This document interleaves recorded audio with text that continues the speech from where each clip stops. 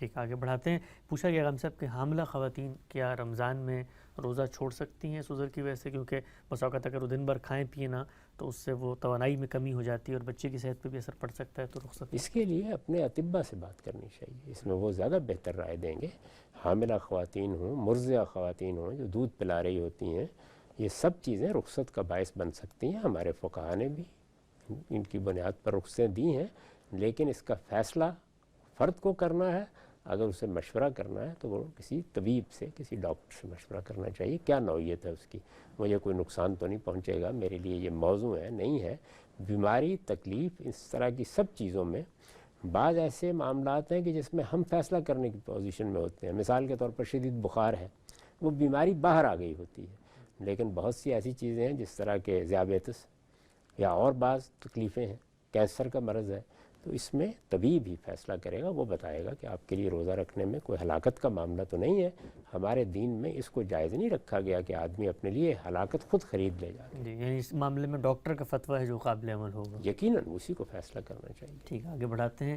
ہم سب انہوں نے سوال پوچھا ہے کہ رمضان کے اندر بسا اوقات عبادت میں اشتغال کی وجہ سے طبیعت کے اندر ایک بوریت کا عنصر بھی پیدا ہو جاتا ہے، اور ہم نے یہ بھی دیکھا ہے کہ پھر اس بوریت کو مٹانے کے لیے مسلمان کچھ ایکٹیویٹیز کرتے ہیں. آپ نے دیکھا ہوگا پاکستان میں تو رات رات بھر گلی میں اندر جو ہے وہ کرکٹ بھی بچے کھیل رہے ہوتے ہیں سحری تک.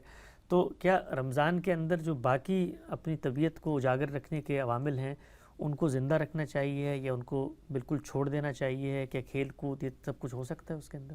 دیکھیے بات یہ ہے کہ روزے کے دوران میں تو روزے کے آداب کا خیال رکھنا چاہیے. اس میں کچھ چیزیں وہ ہیں کہ جو ممنوع قرار دی گئی ہیں، کچھ چیزیں وہ ہیں کہ کسی عاقل کو یہ بتانے کی ضرورت نہیں کہ یہ کام عام حالات میں بھی ناجائز ہے، روزے میں تو بالکل ہی نہیں ہونے چاہیے.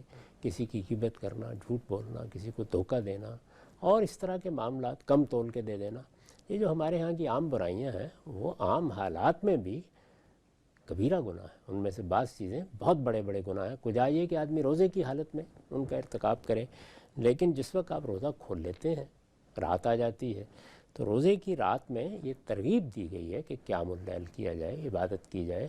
لازم نہیں کیا گیا اس کو. جب لازم نہیں کیا گیا تو بہت سی چیزیں جائز کر دی گئی ہیں. بیویوں سے تعلق جائز کر دیا گیا، کھانا پینا جائز کر دیا گیا. تو سوال یہ ہے کہ اگر کوئی جائز تفریح ہے تو اس کو بھی ناجائز تو نہیں کیا جا سکتا. بس ترغیب دلانی چاہیے کہ یہ راتیں بڑی اہم راتیں ہیں، ان میں زیادہ سے زیادہ اپنے رب کی طرف رجوع کرو. اگر آپ بروقت سوئیں گے نہیں تو آپ قیام اللیل کے لیے بھی نہیں اٹھ سکیں گے. ہو سکتا ہے کہ پھر آپ رات ہی کے وقت کچھ کھا پی لیں، آپ سحر کی برکتوں سے بھی محروم ہو جائیں. تو روزے کو اس کے پورے آداب سے رکھنے کی صحیح کرنی چاہیے. یعنی سحری کے وقت اٹھا جائے، اس کی برکتوں سے آدمی فائدہ اٹھائے، ذرا پہلے اٹھے. اگر توفیق دے اللہ تعالیٰ تو قیام اللیل کی سعادت حاصل کرے. تو یہ ساری چیزیں جتنی رمضان کی راتوں میں نبی صلی اللہ علیہ وسلم نے کی ہیں یا فرمائی ہیں، اور آخری عشرے میں تو یہ معلوم ہے کہ اللہ کے پیغمبر یہ فرمایا کرتے تھے کہ اب ہمیں اپنی راتیں اللہ کے لیے بیدار رکھنی ہیں. آتا ہے نا کہ احیا لیلہ و ایقظ اہلہ، اپنے اہل و عیال کو بھی آپ جگاتے تھے اور پھر گویا شدہ میں ذرا کمر کس لیتے تھے کہ اللہ کی عبادت کی جائے. تو رمضان میں ساری توجہات کا مرکز یہ رہنا چاہیے. تاہم کوئی جائز کھیل اگر بچے کھیل لیتے ہیں یا نوجوان کھیل لیتے ہیں تو اس کے اوپر کوئی زیادہ قدغن بھی نہیں لگانی چاہیے. ٹھیک ہے، نقطہ واضح ہوا. چند مختصر سوالات اور آپ کی خدمت میں رکھتے ہیں. انہوں نے پوچھا ہے کہ چھوٹے بچوں کو روزہ رکھوانے کا بھی ہمارے یہاں رواج ہے، ان پر فرض نہیں ہوا تھا، تو کیا یہ شریعت کے منافی نہیں ہے کہ ایک بچہ اس پہ روزہ فرض نہیں ہوا، آپ اپنے شوق کی خاطر مشقت کے لیے اس کو روزہ رکھوا رہے ہیں؟ بچے کو آخر آپ بہت سی چیزوں کا عادی کیسے بنائیں گے؟ تو بچے کو تعلیم دینے کے لیے تاکہ وہ روزے کو سمجھے، اس پر روزے کی اہمیت واضح ہو، اس کے اندر روزہ رکھنے کا شوق پیدا ہو، ہمارے ہاں روزہ رکھوایا جاتا ہے. یہ بالکل درست ہے کہ بچے کی صحت، بچے کی حالت، سب چیزیں دیکھ کے، اور اگر کسی اچھے طبیب سے بھی مشورہ کر لیا جائے تو کوئی حرج کی بات نہیں کہ کس عمر میں رکھوانا چاہیے. جو موزوں عمر ہو طبی لحاظ سے، جس میں کوئی نقصان پہنچنے کا اندیشہ نہ ہو، آپ روزہ رکھوائیں گے. یہ سب چیزیں فرض ہونے سے پہلے اس لیے کی جاتی ہیں کہ ہم اپنے بچوں کو اپنی میراث منتقل کرنا چاہتے ہیں، اپنا دین سکھانا چاہتے ہیں، اپنی روایات سکھانا چاہتے ہیں، اپنی تہذیب سکھانا چاہتے ہیں. تو بچوں کے لیے تو ہماری ذمہ داری ہے کہ پہلے تعلیم و تربیت کا اہتمام کریں.